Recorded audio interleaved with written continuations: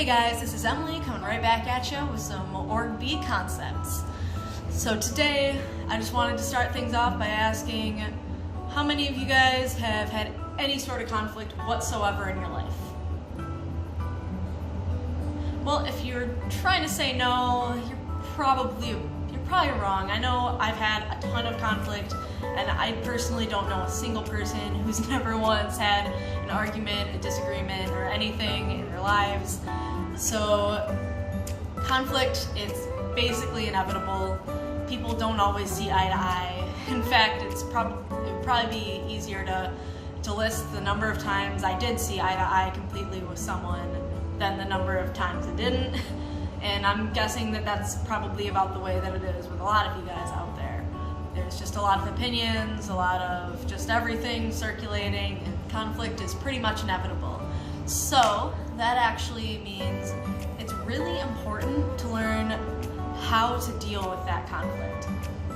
So today I'm going to talk to you guys about the conflict management styles. I actually prepared a chart for you guys, which I'll use later on when going into detail on these, but I just wanted to list them off first. So these are categorized in how assertive and cooperative they are, and the 5 are competing, collaborating, avoiding, accommodating, and compromising. So I'm just going to take you guys to the chart that I put up in sticky notes up on the wall. Alright, so I'm sorry if you guys can't see it too well. I tried to squeeze everything in together, and I'll be zooming in on certain parts this entire time. But the first one, I'm going to talk about this first one first. It is competing. So if you guys ever, you're in an argument and you know you're right, and you want them to know you're right.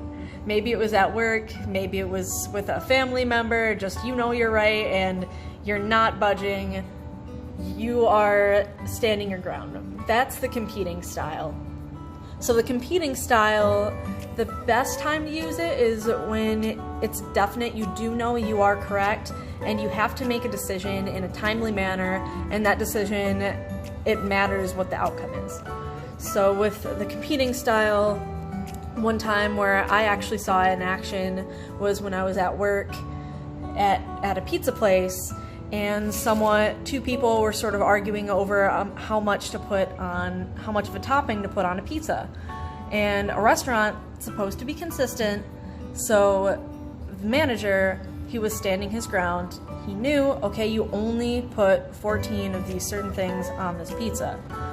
And the other person, they kept trying to say, well, but a different manager said that, and a different manager said this, but he was standing his ground. He knew this is what is supposed to happen, so I have to be adamant that this is what's going to happen. So that's the competing style. So let's move on to one that still isn't really like on the cooperative level, but it goes down in the assertiveness. So that is the avoiding style.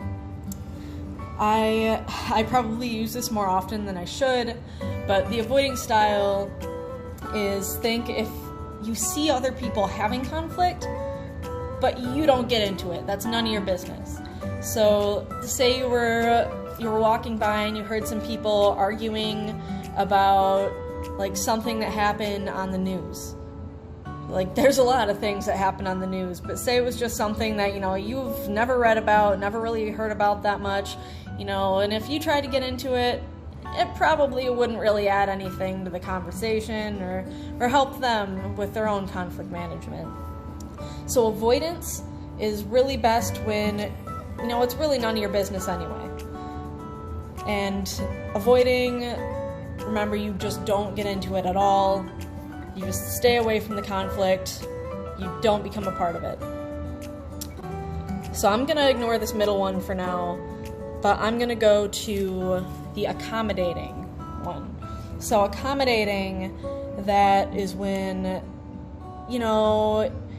say you're in a group and you all want to go to a certain store, but, all your friends, they want to go to this other store. So yeah, you're like, okay, I don't really want to go there, but I know how much it means to my friends, so I'll tag along, I'll go there. you're accommodating them by doing that. You're not getting what you want out of it, but you know, you don't really mind. So you're just saying, okay, I'll just do this. I really don't mind. And collaborating, on the other hand, is when, say, you're in that same group of friends, but you all pick out something that is your favorite store, that you all really want to go to the store. It is all your number one choice. Everyone gets what they want. And now I'm going to go to that middle one now. That sort of, don't get it confused with collaborating or accommodating. It's compromising. The thing about compromising is that nobody gets completely what they want. So say you're in that group going to the stores, and say someone wants to go to the mall, someone wants to go to an antique shop. Maybe instead of doing that, you all decide to go to a thrift store. Because, okay, it's better for one person to go to a thrift store than it is the mall, but it's better for the other person to go to the thrift store than an antique shop. So I'm just going to go and give just another little quick summary of each of these. So competing, that's when you know you're right, you stand your ground, and you don't give in like you might with accommodating. You know you're right, and you keep showing that you know you're right. Avoiding, you just don't get into it in the first place. It's none of your business. You don't get into that conflict. It's not your problem. Compromising. Compromising, people don't get exactly what they want, but people at least all come out with some benefit. Accommodating, that's when you might not get what you want, but at least the other people do. And collaborating, that's when everyone works together to make sure everybody gets what they want. Just gonna zoom out again, and that's your chart. Have a great day. I'll be back with another video sometime in the near future.